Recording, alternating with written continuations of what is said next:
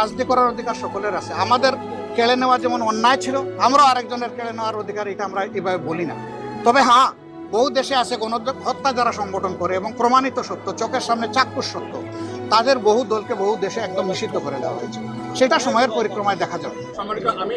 আমি একটু জানতে চাচ্ছি যে বাংলাদেশ আওয়ামী লীগ সরকার যখন ক্ষমতা ছিল তখন আপনাদের জীবনে বাতিল করেছে, আপনাদের রাজনীতি বাতিল করেছিল।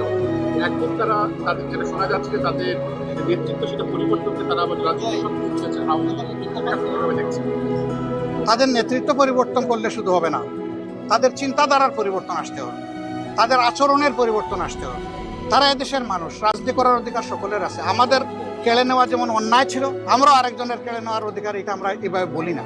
তবে হ্যাঁ, বহু দেশে আছে গণহত্যা যারা সংগঠন করে এবং প্রমাণিত সত্য, চোখের সামনে চাক্ষুষ সত্য, তাদের বহু দলকে বহু দেশে একদম নিষিদ্ধ করে দেওয়া হয়েছে। সেটা সময়ের পরিক্রমায় দেখা যাবে, এটা আজকেই বললে হবে না।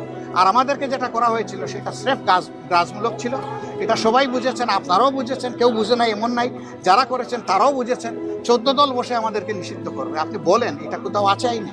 এই এখতিয়ার কেউ দিয়েছে তাদেরকে? আমি বলতে পারবো যে আজকে জাসদ নিষিদ্ধ, এ বলার অধিকার আমার আছে? এটা একটা রাষ্ট্রীয় ব্যবস্থাপনার ভিতর দিয়ে যায় অথবা আইনি কাঠামোর ভিতর দিয়ে যায়। তারা কোনো কিছুরই পরোয়া করেন নাই।